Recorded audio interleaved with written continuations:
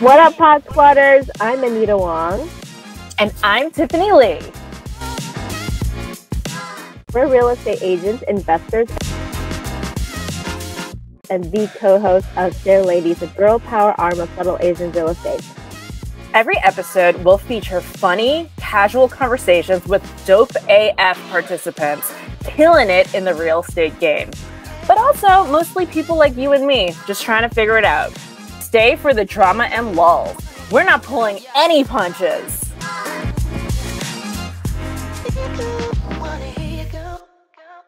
Hey everyone, this is a special long-form episode for us because we just came back from SARE's second annual convention in Long Beach, which had a huge turnout. There were 450 people in attendance and a yacht party. This was our first big live event since launching SARE Ladies, and we were invited to host a women's panel, which we recorded and we're bringing to you now. But before we jump into it, Tiff, what do you think of SARECon? It was chaotic. It's been 2 weeks since SARECon, and my sleep schedule is still fucked up. Thanks for asking. You live on the East Coast, so it was brutal, yeah. But we got so much accomplished. We dropped the SARE Ladies t-shirts that we hawked at the conference. Special shout out to Josephine Wong, who is awesome. And you, Anita, were also running around like a crazy person because... Yeah, we also hosted the SARE Ladies Networking Breakfast. We had 150 people turn out, in addition to hosting the women's panel on the last day. Yes, that panel was awesome. It actually got really emotional at some points. Like, I didn't expect that to happen at all. You're like Asian Oprah, Anita. I know, we should have been given a car. You get a car, you get a car.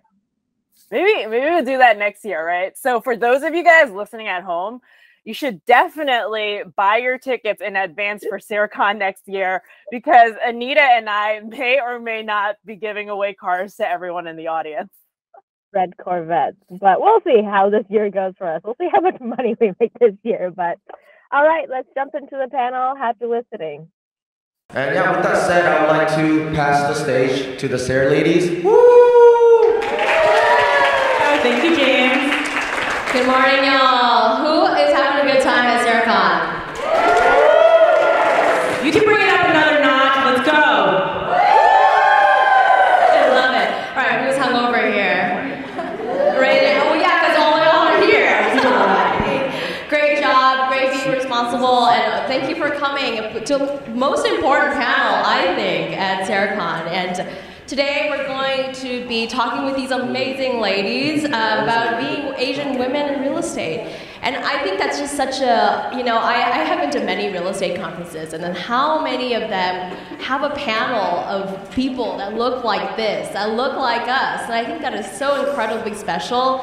And to be part of this panel, to be asking these questions is so significant, especially for me and Tiffany. And a little bit about ourselves. My name is Anita Wong. This is Tiffany Lee. Hello. I am a broker, I'm an investor in Bay Area. I've been investing for 15 years, and Tiffany is a broker as well. I am a broker. That's actually how Anita and I met. We're both real estate brokers at Compass. I'm out in New York, and then in my former life, I was a professional poker player. Yes, I made 2 World Series of Poker. Ladies, final tables! 2017 and 2021. Yeah, dude, she's impressive. So, if she's gonna hustle you, I want to see it after this. I have not witnessed it yet, but I am ready for it. So today, and we want to introduce our new podcast, guys. Yeah. Give it up for our new podcast. So if you guys haven't done so already, on Spotify, there's actually a QR code in the back of your sheets. You can follow us on Spotify. We're 6 episodes young, and just a little bit of information about our podcast. SARE Ladies, or Subtle Asian Real Estate Ladies, seeks to address the successes and failures of the real estate and diversity landscape. We are a community created by AAPI millennials working to educate, inspire, motivate, and empower immigrant communities to pursue investments and careers in real estate. We want to use our voices to combine powerful humans, like the beautiful ladies we have in front of us today, comedic storytelling, and hard truths to make real estate something that we can all be a part of. We provide useful facts, relatable failures, and inappropriate banter, my favorite, to make it all fun and never boring. So without further ado, let's jump to the panel. Let's jump right into it. Absolutely. We're going to introduce each one of these panels, and we have a set of questions for them. And I want to also let you know, because we also started 15 minutes earlier, that we're going to be ending 15 minutes late, so you don't have to run to another room if you want to catch the other panel. We're just kind of pushing everything a little bit back. So just so you know, and yeah, why don't you kick off? All right, so first up we have Scarlett Jia. Scarlett specializes in multifamily and affordable housing acquisitions and has directly contributed to $1 billion acquisition and disposition activity at Clear Capital. She also runs a commercial real estate consulting service and single-family rental business. Scarlett is Chinese and lived in 5 different countries, including China, Singapore, Japan, the UK, and the US growing up. So give it up for Scarlett one more time. Say hi, Scarlett. Next we have Ganga Tarwady. Ganga is the co-founder of Infinite Performance with over 16 years of coaching experience and 7 years of experience in financial services. Ganga Tarwady is best known for giving exponential value to her clients through her value-packed performance coaching, marketing and sales programs, and consulting for real estate syndicators and investors. Her company's Focus Coaching and Infinite Performance help people achieve wealth in every form: money, relationships, and achievement of personal goals. Ganga's family, your family's from India, correct? Yeah, we actually had them include their backgrounds as we're talking about being Asian women in real estate. So yes. All right. So next up we have Frances Yen. Frances is a multifamily investor and co-founder of the 10X Real Estate Group. She is also a top-producing lender and helps borrowers with creative financing and strategies. So what country are you from, Frances? Vietnamese. Vietnam in the house. Let's go. Everybody give a round of applause. Frances. And we all need our pho this morning because I was hungover, so. Perfect hangover food. Yes. And then last we have Ntxhi Song. Ntxhi is a hotel broker and hotel owner in Long Beach, specializing in mid-scale hotel properties in the $2 to $20 million range. Prior experience includes senior associate at Colliers International in Greater Los Angeles. She was also an analyst at CBRE Hotels in Atlanta, where she underwrote over $1.5 billion in hotel and lodging assignments in the Southeast and Caribbean markets. She moved to LA 6 months prior to the pandemic from Atlanta, Georgia, and is Hmong American. Her family immigrated from the mountains of Laos after the secret war in Vietnam. Give it up for our panel, guys. All right, well, let's jump into the first question. So we'll go from left to right for this one, all right? How has being a woman of the Asian diaspora influenced the way you do business? All right. It's definitely given me a competitive advantage. It took a journey and trial and error to get here to realize that, because most of my counterparts and competitors are Caucasian men in the late 50s and 60s. But I think over time, I recognized that being someone of Asian descent, a woman, having a small frame, there's this perception that I'm less threatening, I'm more inviting and nurturing when it comes to business. And there's already this idea that I'm gonna already be smart and hardworking, so I'm able to win business that some of my competitors can't. Great answer. I think for me, it's instilled this great work ethic. We came from my parents actually immigrated here in the 80s, and I was only 2 years old, and I grew up really poor in the projects. My parents were janitors, and I would go out every day to help them, and I just think about the work ethic that they put in and how we've gone so far. And so, sorry, it's not being hungover. It's really emotional, but I grew up with this strong work ethic and knowing that failure is not an option. I know a lot of you guys have the same backgrounds as I did, and I remember working in the projects, working with my parents as janitors as well, and I just knew like I would have to get a great job. My parents were always instilling that work ethic in me. I got my master's degree in public health, and I was going through that public health. I was a high-level senior executive at the city of Seattle, and my parents thought it was such a great job because, I got this pension, and they were giving me a free car to drive every day with mileage reimbursement, so they thought it was great, but I just knew that real estate was my passion when I read Rich Dad, Poor Dad, and something just clicked in my head, and I knew that I had to have financial independence, and I could not lead a poor life. Like I could not have my kids live or go through the things I had to go through. So it's amazing where I came from. Now I'm a top producing lender. I have 25 doors right now in multifamily, and now I'm living in the most affluent neighborhood in Seattle, Washington. So just so amazing and glad to be a part of this real estate investing community. Wow, can we get a hands for that? That's amazing. Hey. What about you, Ganga? So I'm the first generation that has gone to work in my family. So when I came to the US, I came on a dependent visa, which is so fun.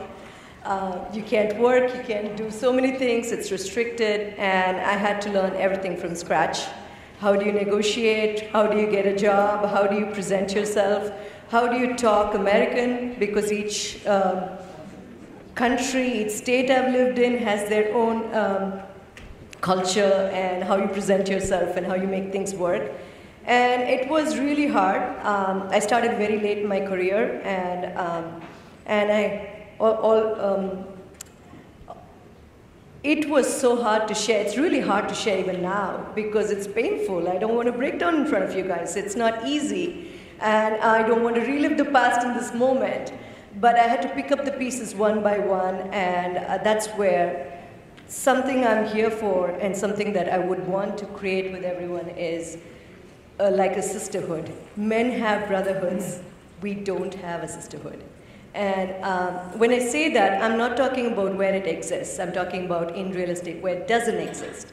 I'm talking about the challenges where we don't feel like talking about the challenges because we feel we have to be alone, suffer, and once we break through, then we'll share our breakthrough with everyone.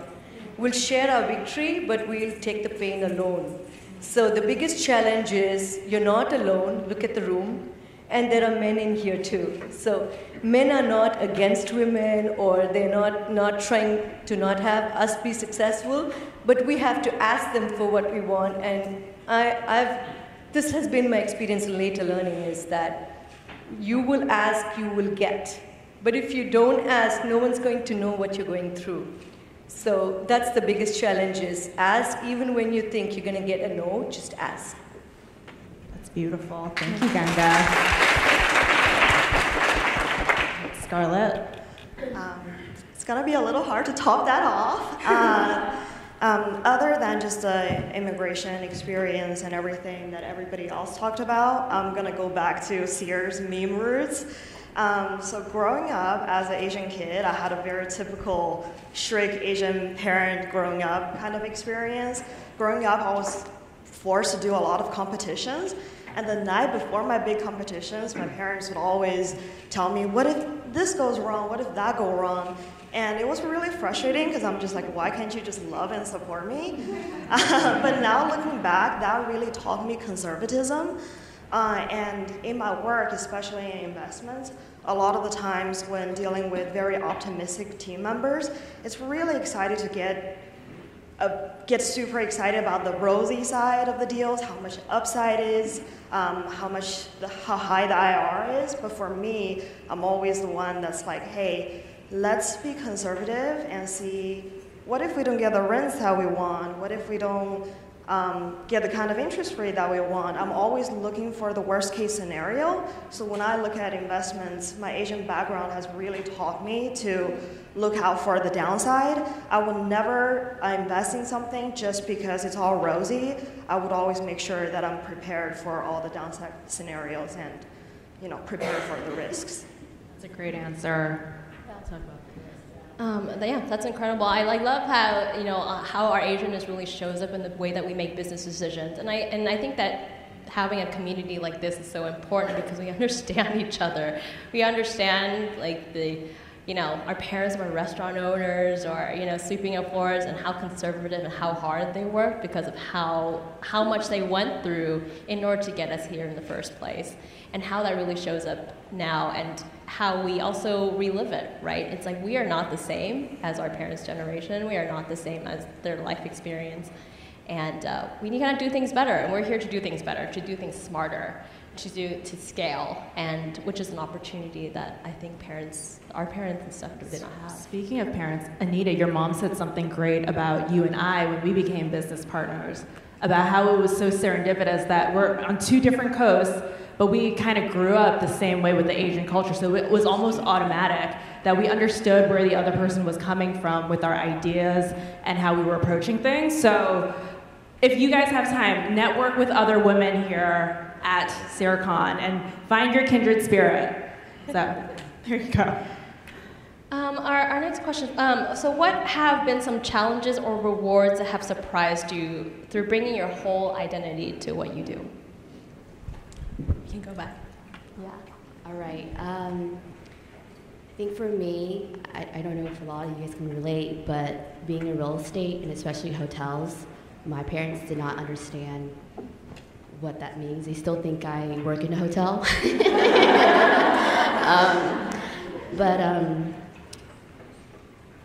So sorry.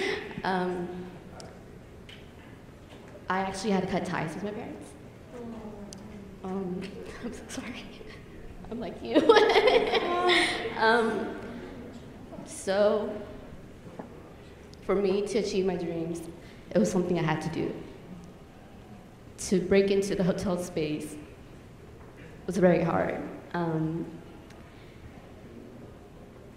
Because being Asian, we live for our family, for our parents, and there's this idea that we owe it to them because they give us life. And it was very toxic on top of what I had to deal with in the workplace. And I think it was probably the best thing I've done for myself. I did go find Jesus, I went to therapy, and I had to find myself. And this time around, I was achieving this goal for myself and becoming a hotel broker for myself and not for anyone else, and not out of resentment or anger from how I was raised. Sometimes I feel like I would have been able to achieve it faster, but this is the way it's supposed to happen, where you have to recognize that, hey, I have to make decisions, live for myself. So it's been very rewarding, but also at the same time it's been challenging because it's one of the things where, again, my parents would just still never understand. Thank you.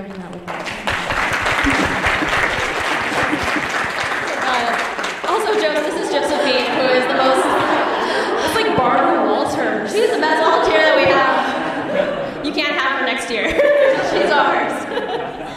I think for me, some of the challenges was trying to prove my seat at the table. As you guys know, I was in corporate America, and I would be in the boardroom with old white men, no offense, but, and I was the only Asian American woman, and being young as well, where I felt like I always had to prove it to, that I belonged there, that I had a seat at the table. Some of the men, white men, reported to me too. So, I mean, the fact that I was their employer, it made it more difficult because they would think I was just a young Asian girl, and what am I to do to tell them what to do? So one of the things that I overcame was to be secure with myself, to be secure that I'm a woman, I'm an Asian American woman, and that I provide value. And as long as you're secure with yourself, you don't need to prove anything to anyone. You're your own person. We're all contributors to this amazing real estate community. And so one of the things that was challenging was that I also had, in the real estate world, a lender would always, after he talked to me, he would always say, do you want me to talk to your husband? I can talk to your husband as well. And I was like, no, I make the decisions. My husband just shows up and signs the papers. So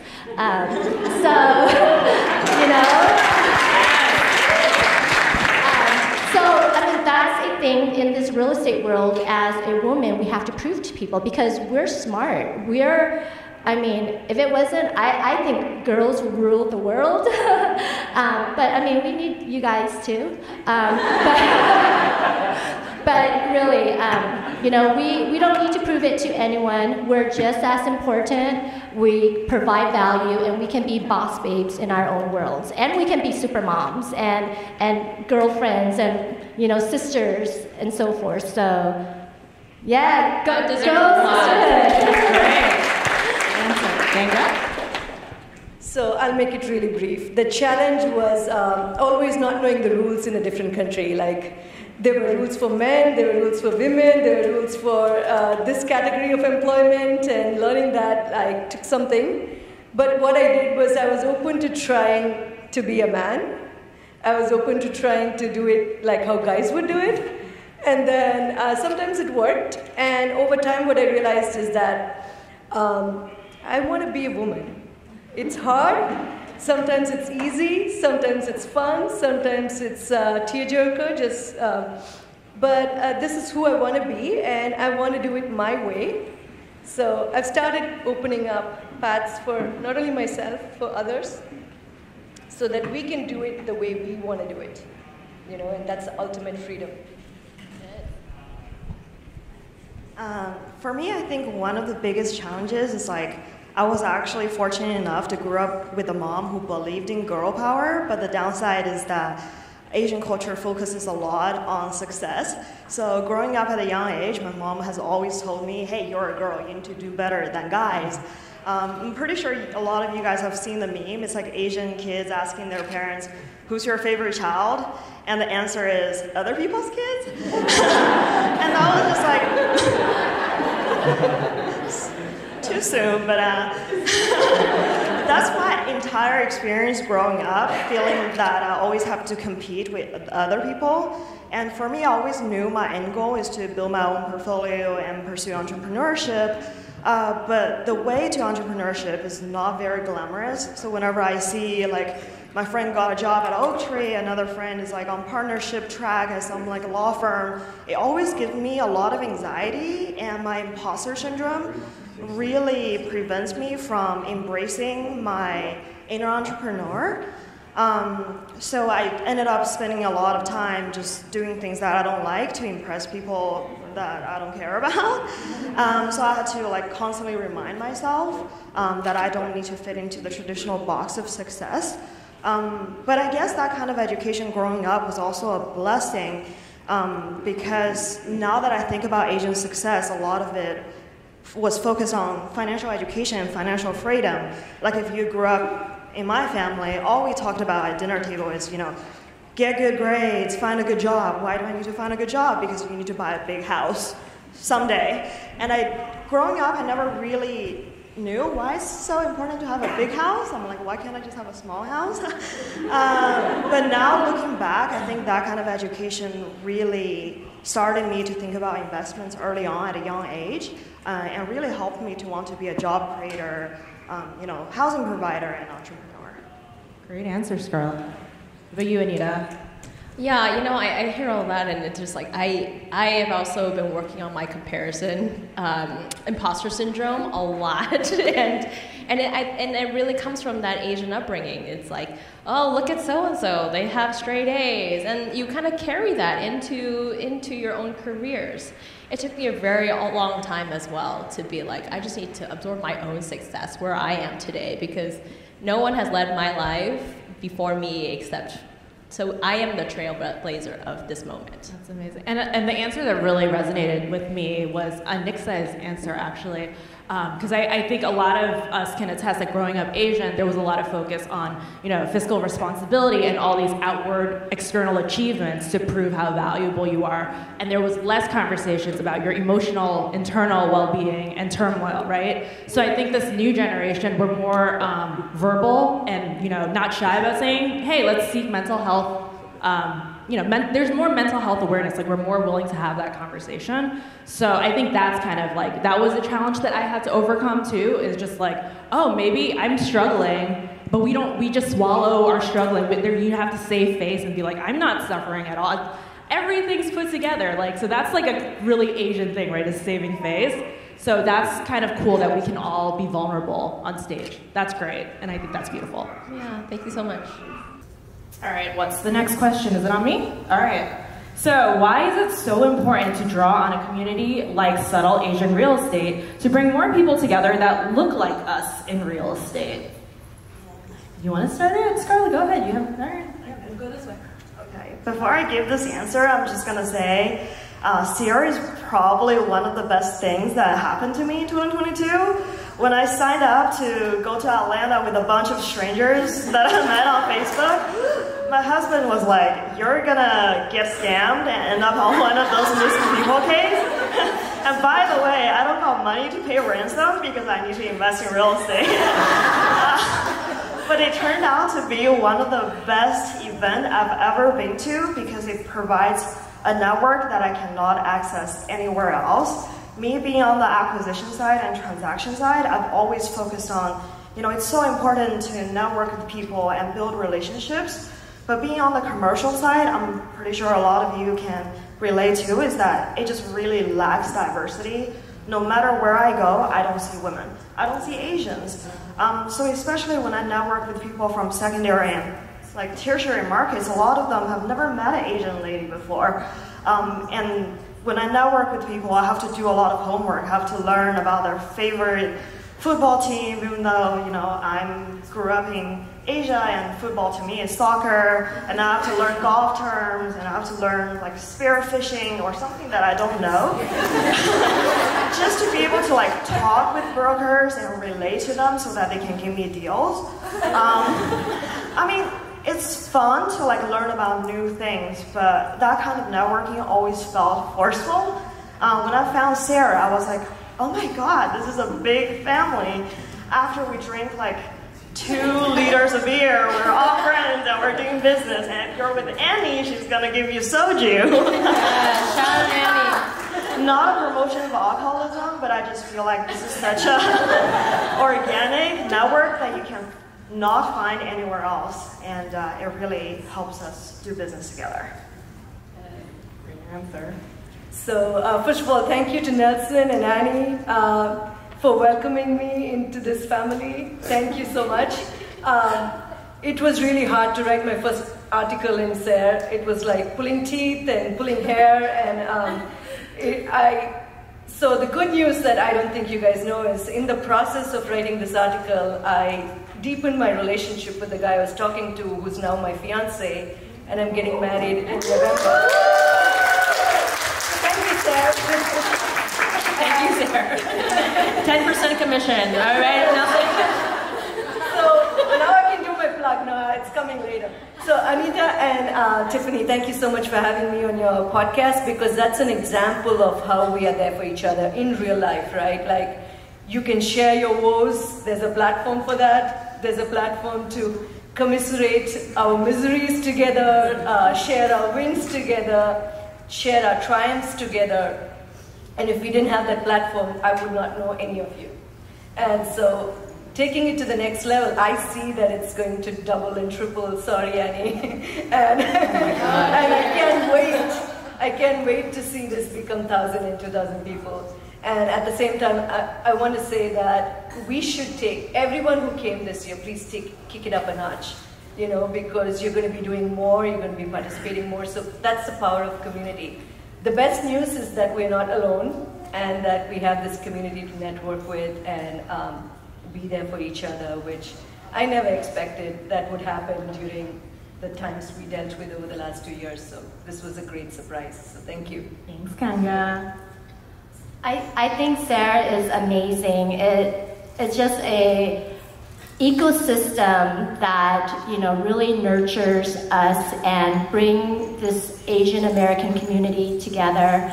I think we have so many common ground with our backgrounds, being in immigrant families, having that work ethic, and, you know, not living an abnormal life. We're not normal, okay? We are not average people. We are destined for greatness. And so the fact that we can come together in this community and support each other, that's the real reason why, you know, why our parents brought us here a long time ago. They wanted to live the American dream, and now we're living that dream for them.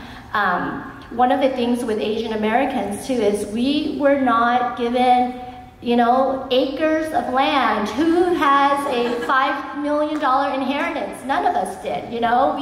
We came here with nothing. My parents traveled by boat for 17 days to get to the refugee camps, and we had nothing. My mom had some gold, but that was about it. So we started with nothing, and, you know, now my parents are retired. They have a huge house in Vietnam.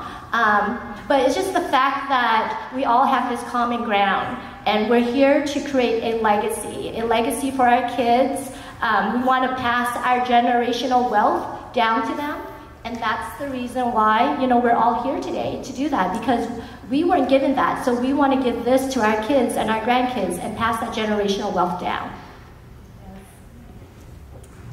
Woo! Amazing. Thank you, Frances.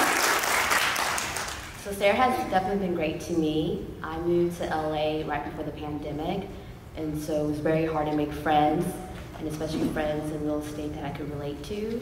And so when SARE was around, like when it popped up through like subtle Asian dating is probably where I found it.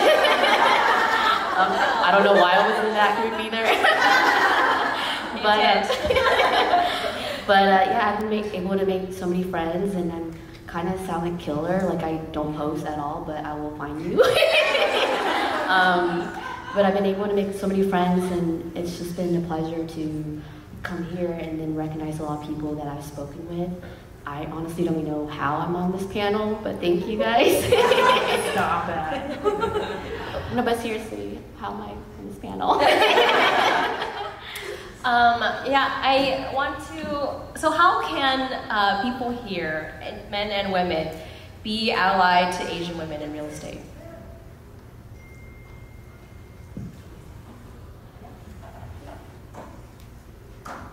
I think Jason had to do with me being on here.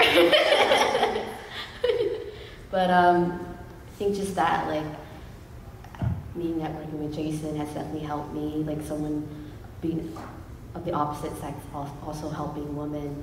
I would never personally volunteer to put myself out there. I mean, it's really hard for me to post my sales online. But I think just having allies such as men just kind of pushing you, or even women too, push you like, hey, because my other girlfriend was like, no, you need to promote that, that's marketing. Like if you sold a hotel, you need to post that. So who struggles to brag about themselves?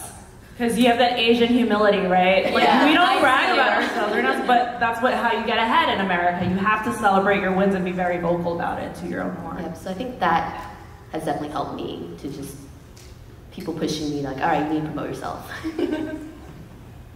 I think just looking in this room and seeing all the men in here supporting women, being in this session when they could be doing something else, they're here supporting us as Asian American women. So just seeing these faces and knowing that we're all equal. There's no one better than the other. We need each other. I mean, sorry to say, but the world won't be the way it is without man and woman. So women are from Venus. Women are from Venus and men are from Mars. But we have different personalities. But we also know that we need each other. We depend on each other. They say behind every strong man is a stronger woman.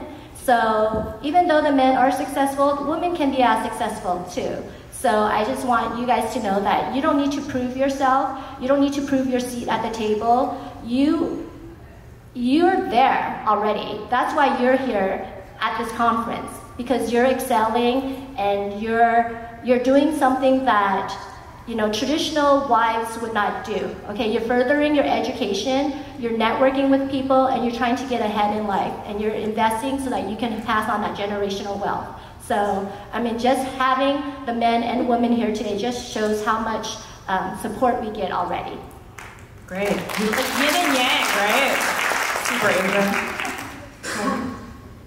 So, allies, right? So the simplest way we can do is share. So if you have something that doesn't work for you, share.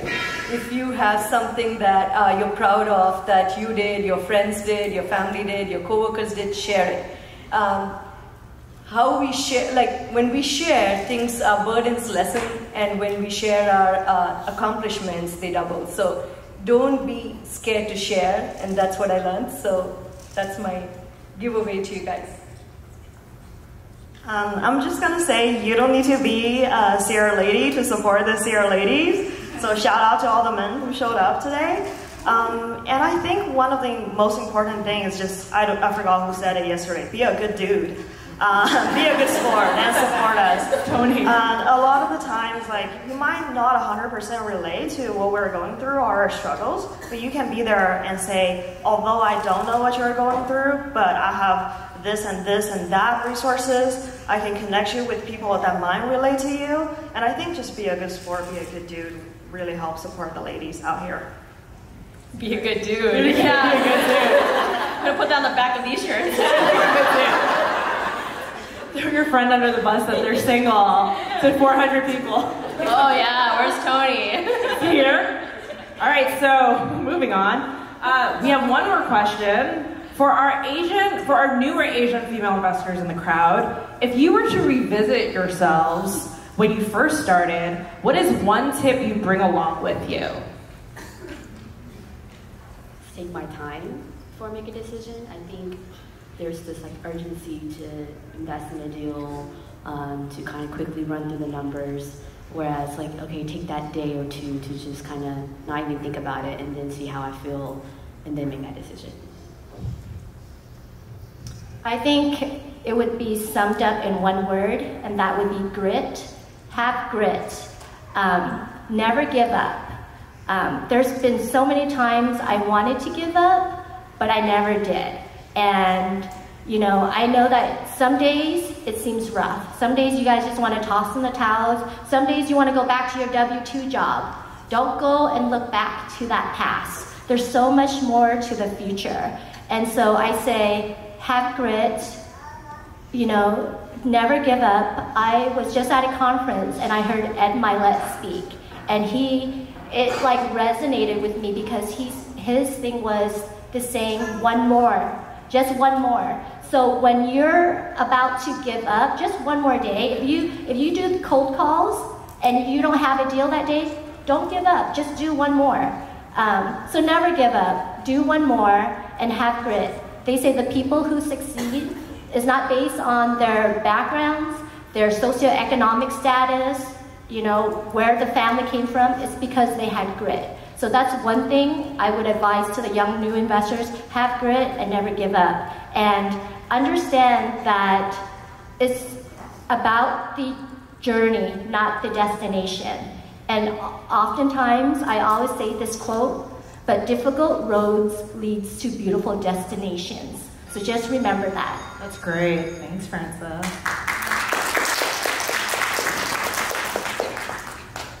So I would say know yourself, know thyself, and to yourself be true. So if your value is not risk tolerance, don't take risks. So whatever your value is, be consistent with that. That's the biggest tip I can give you. And similar to Ntxhi, don't get pressured. Do what's right for you. And I think looking back in my career, I would just say, focus on your end goal. And if you're the anxiety type like me, find an accountability buddy. This was actually really inspired by one of my really good friends, Andrew Kopp, who quit his lucrative career halfway to intern at my firm just because he wanted to learn investing so badly, and 3 months into it, he made another career pivot to become a wholesaler. And I was just like, how do you give up a stable job to be fully investing in real estate and do that full time? And he said, I focus on my end goal, and there are a lot of glorious things that other people do, and if that's not my path, if it doesn't help me learn more skills that no one can take away, if it doesn't help me get to where I want to be, then I won't even think about it. And that was kind of a wake-up moment for me, because I've always had that imposter syndrome. And then after I talked with him about his career pivot, we started an accountability chat every week. We would share the deals that we're working on, we're talking about mini successes, reflect on if we're on track or off track. And ever since then, I've felt so much relief and clarity. Because sometimes switching from a W-2 job to entrepreneurship can be really hard. Bringing a buddy with you can make it so much easier. That's great. Thank you, Scarlett.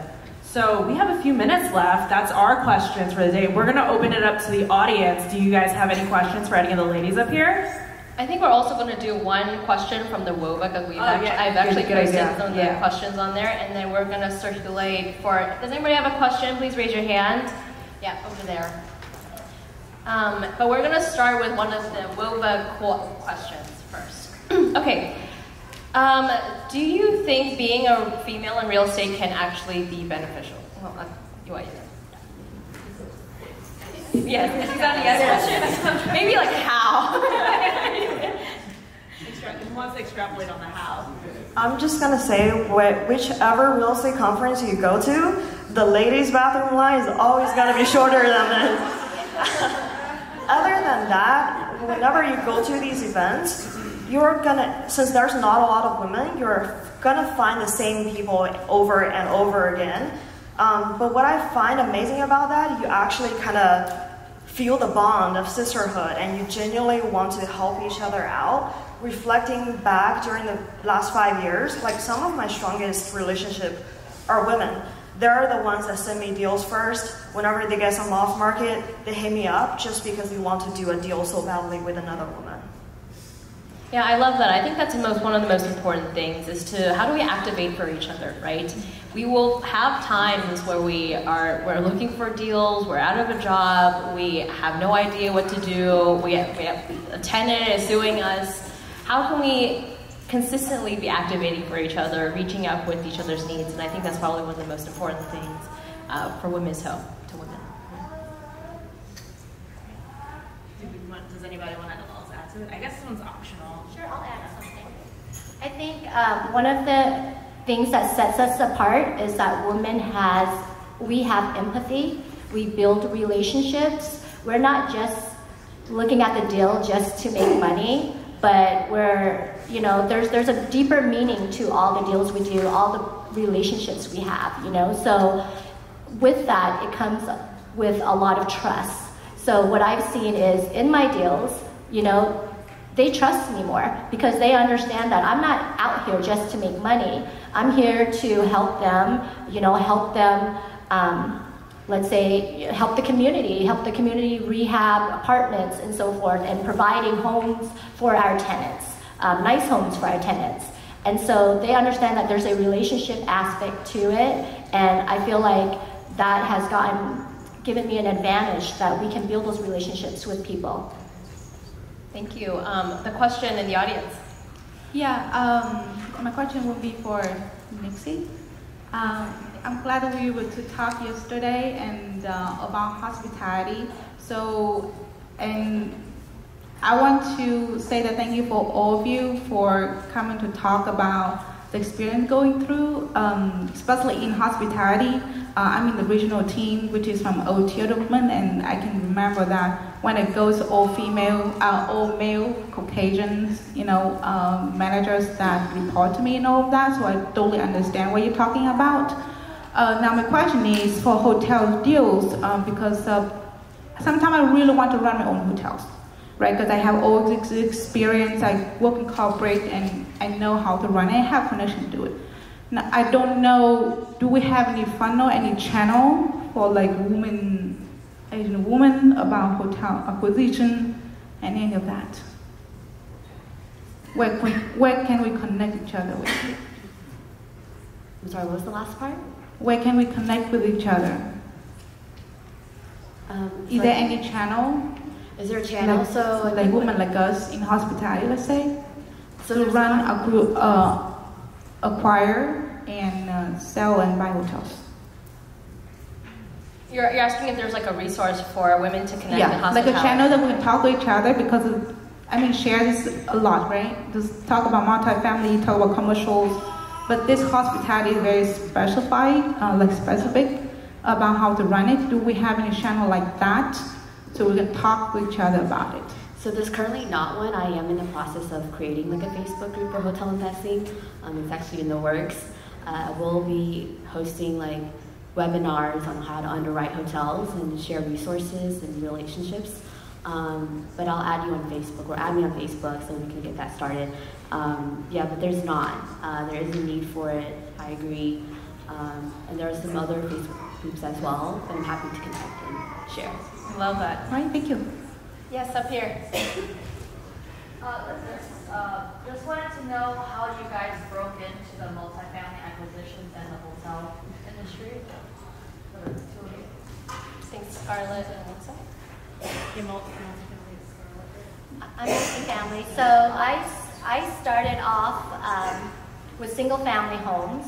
So my first home I bought from my parents actually, and we still have that house because I sold it to my brother, but for a steep family discount, like super family discount. But so I took those proceeds and I bought more rental properties with that. And if you guys don't know, but there's the power of the refinance.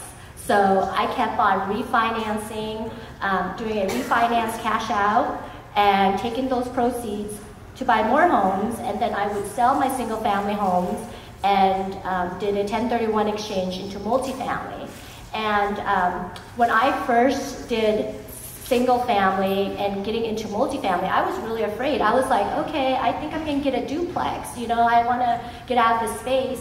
And then a realtor brought an 11 unit to me, and I was like, okay, I'll do it, So, because the numbers worked, and it's the same thing going into multifamily than single family, it's just you have more doors now. So, but everything is the same. You gotta make sure you have a good property management team.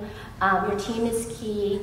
Make sure that you rehab it, get those rents up, and then you do the refinance cash out, and it just starts snowballing again. So, get that first investment property, and then you'll just keep on exponentiating your portfolio. Awesome. I think we're going to wrap it up. We have about, we're out, time's up, but can we give an applause for this amazing guest? You can find your contact information on the sheets right in front of you, so please take that with you and please have a conversation afterwards. Just one more plug. You obviously have seen these yellow t-shirts floating around. Today is the last day to get them. So if you want to support women, let this be the first act here, along with you following us on Spotify. So this is your last day to pick up these t-shirts. All these proceeds go to an amazing nonprofit that is there to support families that have suffered from AAPI hate crimes in San Francisco. Josephine, who's right here now, but she will be right outside selling them, and they're going to be right outside for her. Thanks, Josephine. Thank you so much. Thank you, everyone. Play some Beyonce. Play us off with some Beyonce. Beyonce out.